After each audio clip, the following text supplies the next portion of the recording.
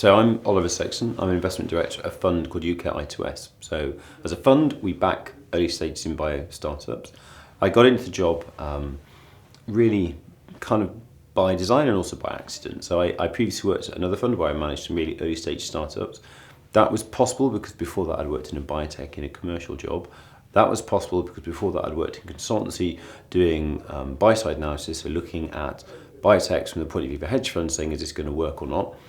And then that was possible because my first proper job after leaving my PhD was to do some consulting for a strategy company. So thinking about how do you launch a drug in China, how do you take a biologic through to market. So it kind of in a slightly series of sideways steps. When you approach an investor, they're all different. And so just do a little bit of homework about what the investor's looking for. So for a fund, the one I invest in at the moment, UK I2S, we want really big, high-risk technical ideas, and we're prepared to back them with quite a lot of money through to the point they get their first evidence point, and then we syndicate work with other funds over time. Other investors want revenue-generating companies, other people want to see de-risked ideas. Just make certain you get a sense of what they're after before you talk to them. And that's as simple as looking at the website, looking around and talking to a few people and just customizing your deck a little bit. So I think always do your diligence on your investor. What you want is investors that are going to be able to help you as a startup. And so you want to try and find companies and funds that can work together quite nicely. So pick a healthcare fund if you're a healthcare company. If you're a digital healthcare company, try and think about the interplay between the tech funds that understand the science and the software side but don't get the regulatory side, and the healthcare funds that understand the regulatory side. Try and get a mixture. Get some angels that are going to bring some expertise to the table. I think the more people you can get around you that are going to offer you some advice and helpful, the better. As an investor in young companies should definitely seek out grant funding if they can.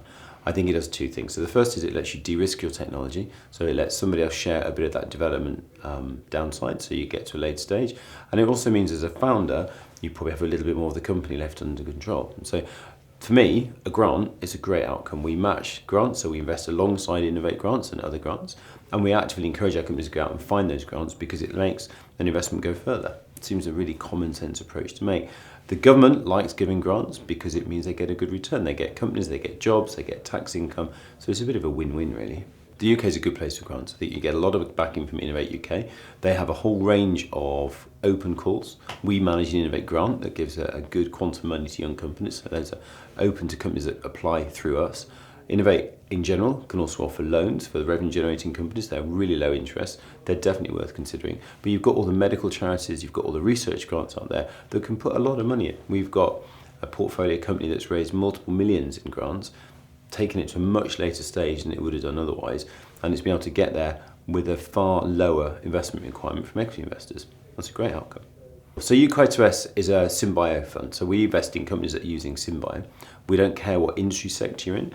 What we care about really is that you've got an interesting idea and you're going to take it to the next stage. So we invest from about 200 to 500k, and then we follow our money over time.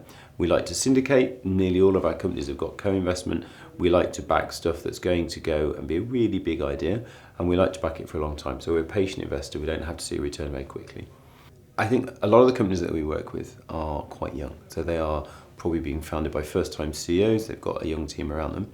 One of the key things that they should ask themselves and that we can kind of help is how else do you build the board around you? How do you build the support you need?